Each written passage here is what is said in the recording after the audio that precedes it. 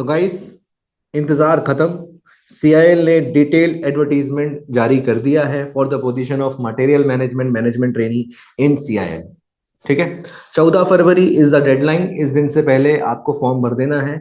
और अगर हम 2022 के ट्रेंड को देखें तो बहुत ही जल्दी 2 से ढाई महीने में आपका ये एग्जाम भी हो जाएगा। इसका मतलब बहुत ही जल्दी आपको इसकी पढ़ाई भी चालू करनी होगी।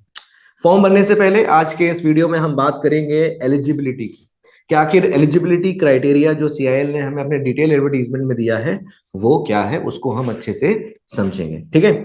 उसके पहले ह्यूमन वेरिटस ने अपना full fledged course for material management जो है वो वेबसाइट पे लॉन्च कर दिया है।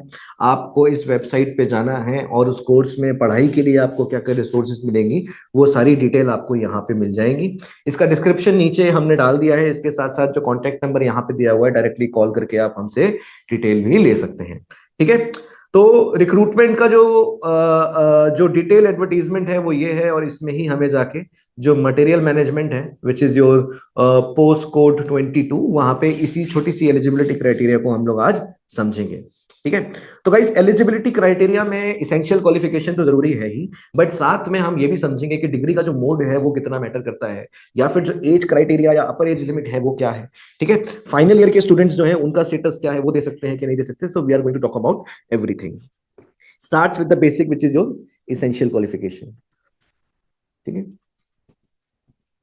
तो गाइस, इसेंशियल क्वालिफिकेशन की बात करें तो ग्रेजुएशन में भी स्पेसिफिसिटी है, और एमबीए या फिर जो पीजी डिग्री है वो आपका जनरल है। जैसे क्या मतलब है इसका? इसका मतलब है कि जो ग्रेजुएशन आपने करी है that should be BTech engineering या फिर बीई। ठीक है। टेक्निकल, आपने टेक्निकल बैकग्राउंड से जो ग्रेजुएशन करी है, बीटेक या बीई करी है, वो एलिजिबल है। Plus post graduation. ठीक है। अच्छा अच्छा, बीटेक में एक चीज रह गई है, ये भी जेनरिक नहीं, इसमें भी अगर आपने केवल इलेक्ट्रिकल या जो मैकेनिकल है उनसे करी हो तो ही आप इस एग्जाम के लिए एलिजिबल होंगे। जब हम आते हैं आपका एमबीए डिग्री पे, तो गाइस एमबीए डिग्री में कोई दिक्कत नहीं है। यानी कि मास्टर्स डिग्री में एमबीए आपने किया हो या फिर post graduation diploma in management किया हो, तो भी तो आप इस एग्जाम के लिए एलिजिबल हो जाएंगे। Any stream. ठीक है। यानी कि कोई सी भी स्ट्रीम से आपने किया हो, doesn't matter, all streams are eligible. पर ग्रेजुएशन में आपने बीटेक या बीई किया हो इलेक्ट्रिकल और मैकेनिकल, तो ही आप इस एग्जाम के लिए एलिजिबल होंगे। ठीक है। बहुत ही आसान सिंपल शब्दों में जो है हमारे सामने एलिजिबिलिटी है। एक और यहाँ पे जो क्राइटेरिया उन्होंने हमें दिया है, वो क्राइटेरिया क्या है? वो है आपका मिनिमम मार्क्स। तो गाइस, मिनिमम मार्क्स जो है वो आपका 60% होना चाहिए फॉर अनरिजर्व। ठीक है। बाकी जो रिलैक्सेशन गवर्नमेंट ऑफ इंडिया की तरफ से मिलता है वो यहाँ पे भी मिला है बाकी कैटेगरीज को। और भाई 60% का मतलब होता है कि भाई 59.99 भी आया हो ना, तो भी आप एलिजिबल इस एग्जाम के लिए नहीं होंगे। ठीक है। क्लियर है एलिजिबिलिटी का पहला भाग। दूसरे भाग में बात करते हैं मोड ऑफ डिग्री का। तो गाइस, मोड ऑफ डिग्री को बड़े ध्यान से सुनिएगा। मोड ऑफ डिग्री में वो क्या कहते हैं कि आपने एमबीए पीजीडीएम इन मैनेजमेंट जो किया हो, ये अगर आपने फुल टाइम के अलावा अगर आपने ये आपका ऑनलाइन किया हो, या तुम्हारा पार्ट टाइम किया हो, या तुम्हारा ओडीएल किया हो, या तुम्हारा करस्पॉन्डेंस किया हो, तो कोई भी दिक्कत नहीं है। You guys are 100% eligible. ठीक है। 100% eligible. But on the other hand, जब आप इसकी बात करते हैं, जब आप बात करते हैं ग्रेजुएशन की बात करते हैं, तो गाइज ग्रेजुएशन में आपको नोट करना है यहाँ पे केवल केवल और केवल फुल टाइम वाले ही एलिजिबल हैं, फुल टाइम रेगुलर वाले ही एलिजिबल हैं। ठीक है।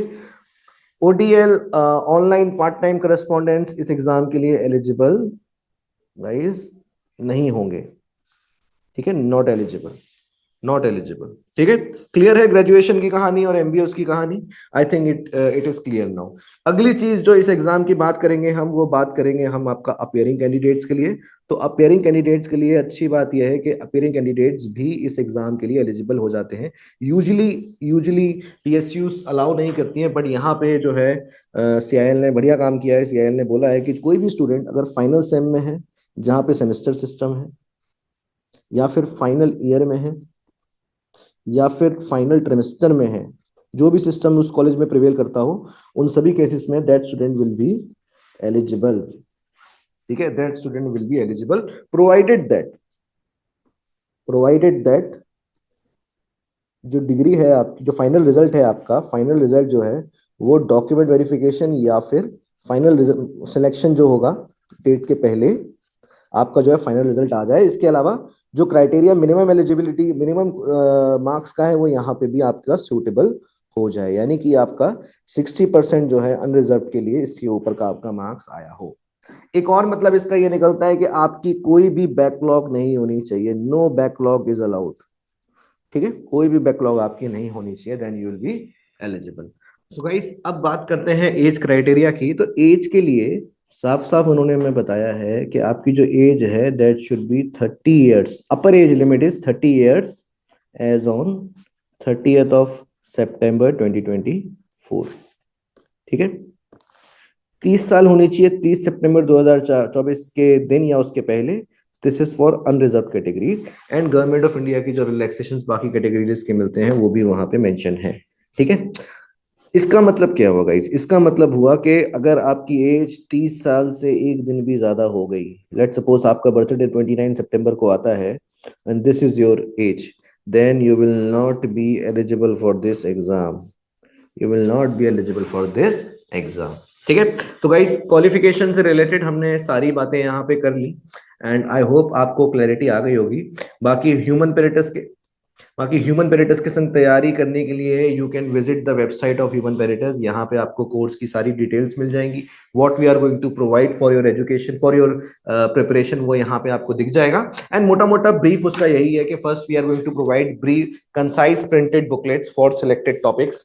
ठीक है, ये आपके सामने है, ये booklets that we are going to provide for the selected topics. इसके अलावा आपको हम अपना लर्निंग मैनेजमेंट सिस्टम का एक्सेस देंगे, जिसके थ्रू आप क्लासेस या डिस्क्रिप्टिव कंटेंट या फिर प्रैक्टिस क्वेश्चंस को देखोगे। फॉर एग्जांपल, जैसे ही आपको ये मिलेगा and we can go into a particular keyword, for example let me go to the numerical ability. जब आप इसमें जाते हैं तो उसके अंदर आपको जो टॉपिक्स पढ़ने हैं वो आपको यहाँ पे दिखना चालू हो जाता है। ठीक है, किसी भी एक टॉपिक में जाएंगे तो आपको क्लास दिखेगी, आपको टेस्ट दिखेगा, since it's a maths topic तो आपको यहाँ पे कंटेंट नहीं दिख रहा है। ठीक है, तो इस तरीके से आपको कंटेंट मिलेगा गाइस। लास्ट एग्जाम के हिसाब से देखें तो टाइम बहुत ही कम था, लगभग 2 महीने का टाइम था, तो आपको मिशन मोड में आके टारगेटेड पढ़ाई करनी होगी, कंसाइज करनी होगी। And if you want 1 day free trial of learning management system जो आपके सामने है, you can contact our team. Do well, all the best.